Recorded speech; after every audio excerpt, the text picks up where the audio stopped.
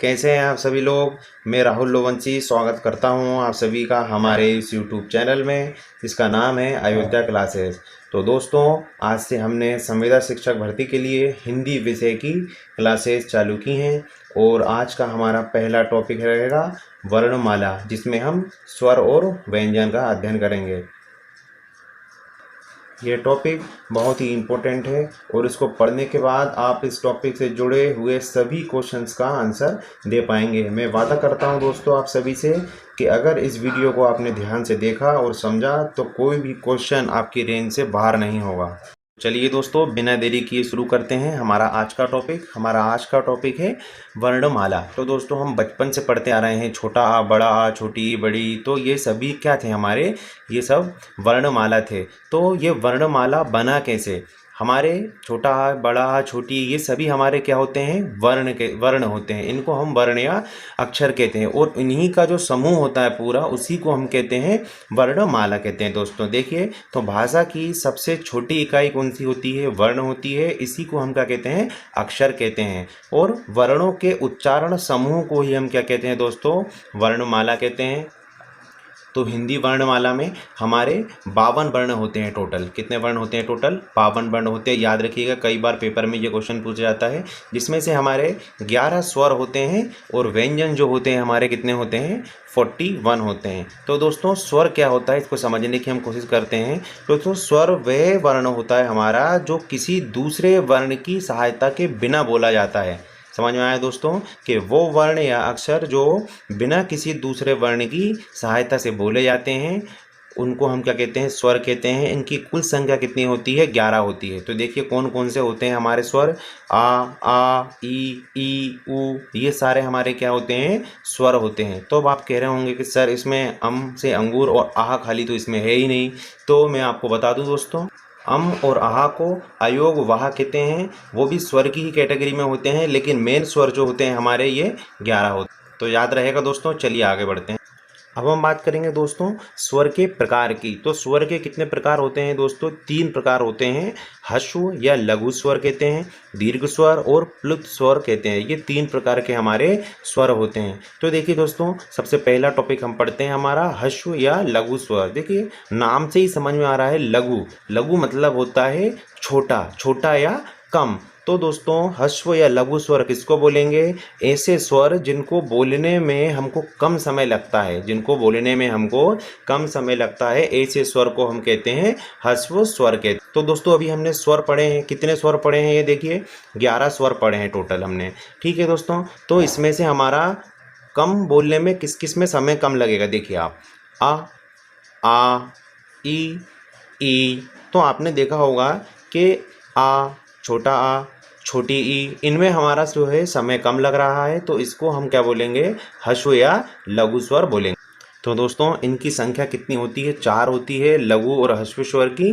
तो क्या बोलेंगे? छोटा आ, छोटी ई, छोटा ऊ और रे। ये हमारे 4 जो होते हैं इसमें आते हैं, लघु स्वर में।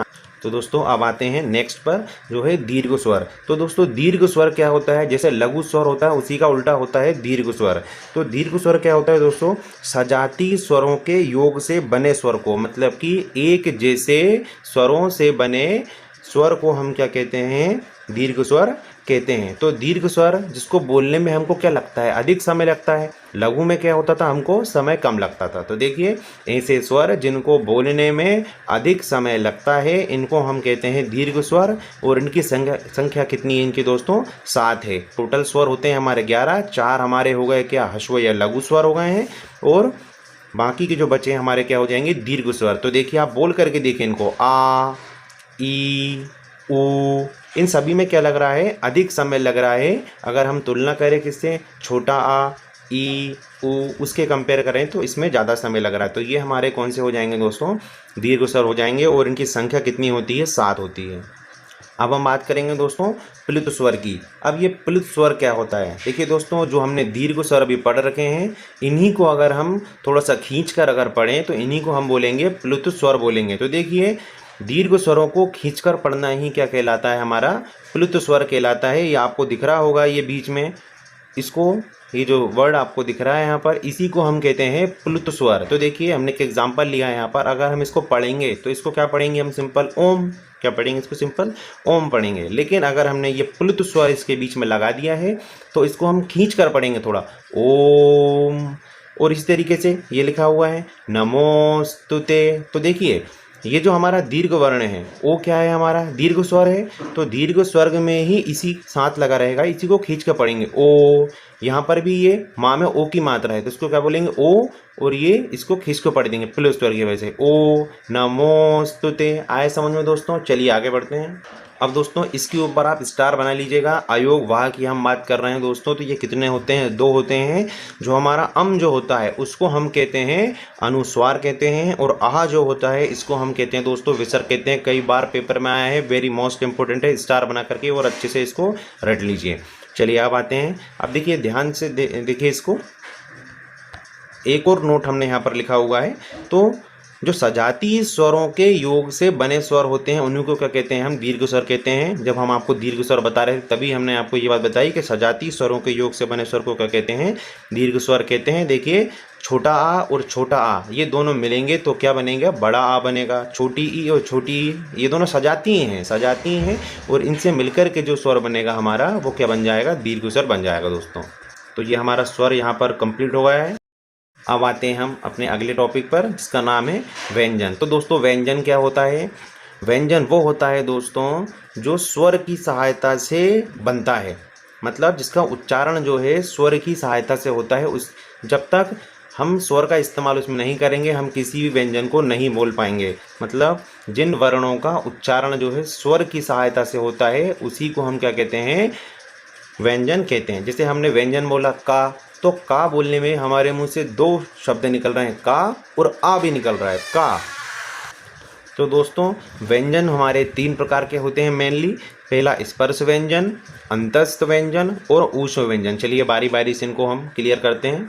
तो दोस्तों पहला है हमारा स्पर्श व्यंजन। इनकी संख्या कितनी होती है दोस्तों, 25 होती है। ये वेरी मोस्ट इंपॉर्टेंट है, बहुत ध्यान से इसको देखिएगा, यहाँ पर हमारी एक ट्रिक भी लगने वाली है। तो देखिए स्पर्श व्यंजन किसको कहेंगे हम, ये हमारे वर्ग हैं। इसको बोलते हैं का वर्ग, चा वर्ग, टा वर्ग, ता वर्ग, और ये हमारा पा वर्ग बोलते हैं। तो का वर्ग जो है का, खा, गा, घा, इंगा, चा, छा, जा, झा, इया, यहाँ तक हमारे ये पूरे जाते हैं। इसको बोलते हैं का वर्ग, चा वर्ग, टा वर्ग, ता वर्ग, और ये हमारा हो जाएगा दोस्तों पा वर्ग हो जाएगा। अब इसमें से एक क्वेश्चन हमारा दोस्तों ये बनता है कि इन व्यंजनों का उच्चारण स्थान कहाँ से है, मतलब गले से है या तालू से है, दांत से है, होंठ से है, कहाँ से इसको बोलते हैं। तो चलिए वो भी इसको समझ लेते हैं। तो देखिए दोस्तों यहाँ पर हमने एक ट्रिक लिख रखी है। इस ट्रिक का नाम है KTM2। KTM2, KTM एक गाड़ी का नाम है। मान लीजिए आप किसी से बोल रहे हैं कि KTM2, तो उसको हम KTM2 से इसको याद रख सकते हैं। तो देखिए के से हो जाएगा कंठ, कंठ मतलब होता है दोस्तों हमारा गला होता है कंठ मतलब। टी से हो जाएगा हमारा तालू, तालू क्या होता है दोस्तों, तो जैसे ही आप गले के थोड़ा ऊपर आएंगे तो जीभ के ऊपर, कहना चाहिए जीभ के ऊपर जो आपकी छत दिखती है जो मुंह की, उसको हम कहते हैं तालू कहते हैं दोस्तों, जैसा कि आप फोटो में देख रहे होंगे।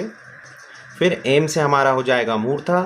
मूर्धा क्या होती है दोस्तों, दांत के पीछे वाला जो हिस्सा होता है, जो दांत हमको आगे से दिख रहे होते हैं उसके पीछे वाले हिस्से के ऊपर जो हिस्सा हमारा होता है उसको हम मूर्धा कहते हैं, जैसा कि आपको पिक्चर में दिख रहा है इधर। फिर डी से हमारा हो जाएगा दंत, दंत हो जाएगा, और ओ से हमारा हो जाएगा ओष्ठ, ओष्ठ मतलब हमारे हो जाएंगे होंठ। तो इसको प्रैक्टिकली कैसे करके देखेंगे हम, देखिए आप जो का, खा, गा, घा, इनको आप अगर बोलेंगे तो इनकी आवाज़ जो निकल रही है, स्वर जो निकल रहा है आपका, ये गले से निकल रहा है, इसीलिए इसको हम बोलेंगे कंठ या कंठय बोलते हैं। फिर तालू, तालू आप बोलेंगे देखिए चा, छा, जा, झा, इया, जब भी आप ये बोल रहे हैं तो आपकी तालू से आवाज़ आ रही है। आप एक बार बोल के देखेंगे आपको पता चल जाएगा ये। फिर हम बात करते हैं मूर्धा की। तो मूर्धा जब भी आप ये वर्ड बोलेंगे टा, ठा, डा, णा, इस सबको अगर बोलेंगे तो आपकी जीभ जो है आपकी मूर्धा को टच करेगी। आप इसको करके देखेंगे तो आपको पता चल जाएगा कि आपकी मूर्धा जो मुंह में कहाँ पर है। फिर बात करते हैं दोस्तों हम दंत यानी दांत से निकलने वाले व्यंजन की। तो ता, था, दा, धा, ना। आप इनको बोलेंगे तो ये आपको पता चल जाएगा कि यह स्वर कहाँ से निकल रहा है, व्यंजन कहाँ से निकल रहा है, आपके दांतों के उससे निकल रहा है। ओके, तो दोस्तों आप समझ पा रहे होंगे। फिर अपन बात करते हैं ओष्ठ यानी होंठ की। तो आप पा वर्ण को आप बोलेंगे, पा वर्ग की पूरी लाइन को, तो आपको पता चल जाएगा कि इसका उच्चारण स्थान जो है कहाँ से है, आपके होंठों से है। देखिए पा, फा, बा, भा, मा। तो दोस्तों उम्मीद करता हूँ आपको समझ में आ गया होगा।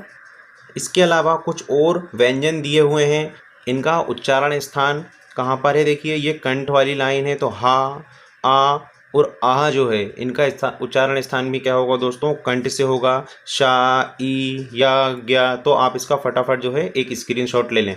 ओके, तो ये अतिरिक्त वर्ण जो है, इसमें हमने बात करी, किसकी बात करी, इसमें स्पर्श व्यंजन की। अगर हम बात करें स्पर्श व्यंजन कौन से हैं, तो ये जो आपको बॉक्स के अंदर दिख रहे हैं 25 व्यंजन, यही जो है हमारे स्पर्श व्यंजन होते हैं। ये सिर्फ हमने उच्चारण स्थान के लिए इनको बताया गया है कि इनका उच्चारण स्थान कहाँ से है। ओके, अभी एक और वेरी मोस्ट इम्पोर्टेंट क्वेश्चन, ये आपको जो ये वाली लाइन दिख रही है, इस वाली लाइन को हम कहते हैं अनुनासिक या पंचमाक्षर भी कहते हैं। ये वेरी मोस्ट इम्पोर्टेंट है, कई बार ये पेपर में आया है।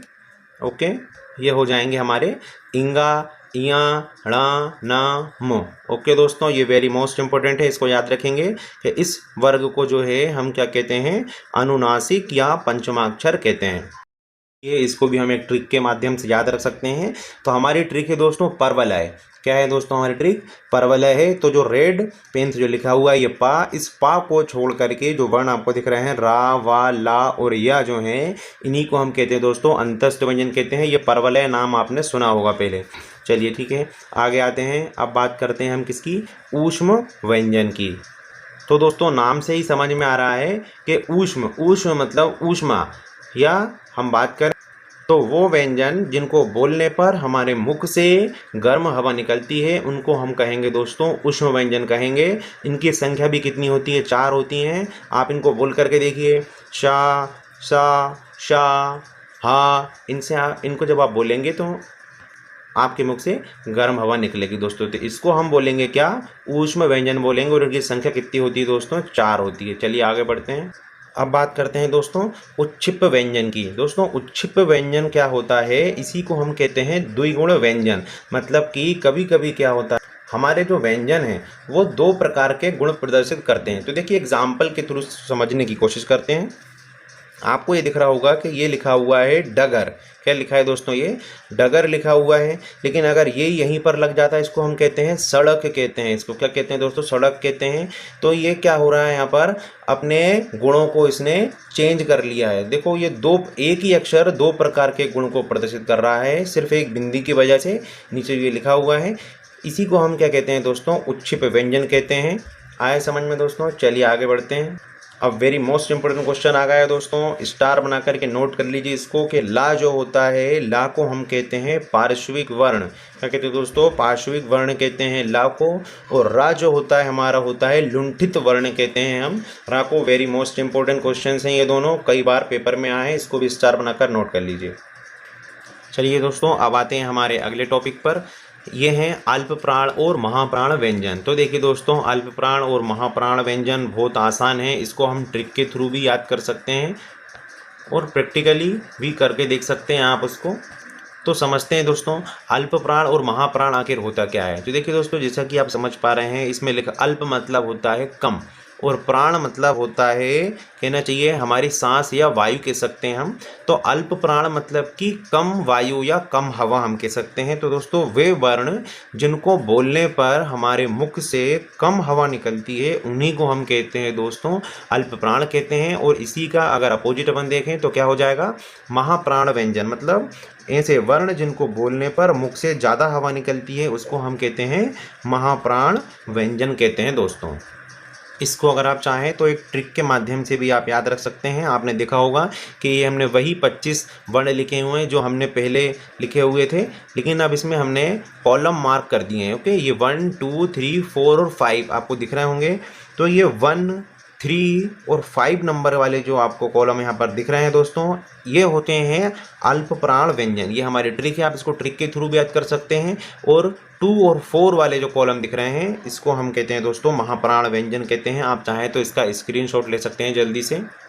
और अगर आप इसको प्रैक्टिकली बोलकर देखना चाहते हैं कि ये अल्प प्राण महाप्राण अल्प प्राण महाप्राण कैसे हैं, तो इसको प्रैक्टिस करके देखिए। आप देखिए, का कम हवा निकली मुंह से, खा ज़्यादा हवा निकली, गा कम निकली, घा ज़्यादा निकली। तो इससे आपको समझ में आ रहा होगा कि अल्प प्राण और महाप्राण व्यंजन क्या होते हैं। दोस्तों ट्रिक के थ्रू भी आप इसको याद रख सकते हैं, बहुत ईजी ट्रिक है हमारी। तो दोस्तों इसके अलावा अगर हम बात करें तो जो हमारी ट्रिक थी परवलय, तो परवलय में भी इस पा को अगर छोड़ दिया जाए तो रा, वा, ला और या जो है उनको भी हम क्या कहते हैं दोस्तों, अल्प प्राण व्यंजन कहते हैं। ओके, स्क्रीनशॉट ले लीजिए फटाफट। चलिए दोस्तों अब आते हैं हमारे अगले टॉपिक पर, जो है संयुक्त व्यंजन। ये वेरी मोस्ट इंपॉर्टेंट है दोस्तों। जैसा कि इसका नाम है संयुक्त व्यंजन, तो संयुक्त का मतलब होता है किसी भी 2 या 2 से ज़्यादा चीज़ों से मिलकर बना हुआ।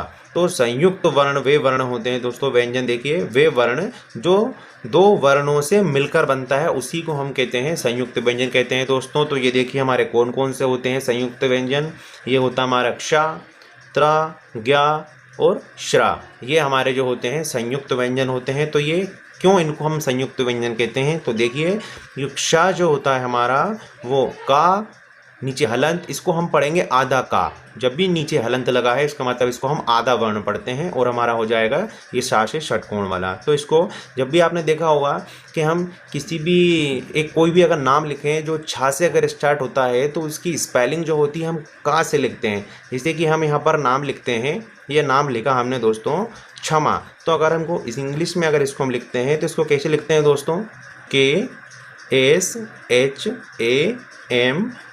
तो देखिए दोस्तों, तो ये क्षा जो है वो हमारा किस किस से मिलकर बनता है, का और शा से मिलकर बनता है। इसीलिए इसकी स्पेलिंग जो होती है कहाँ से शुरू होती है, हमारी के से शुरू होती है दोस्तों। चलिए आगे बढ़ते हैं।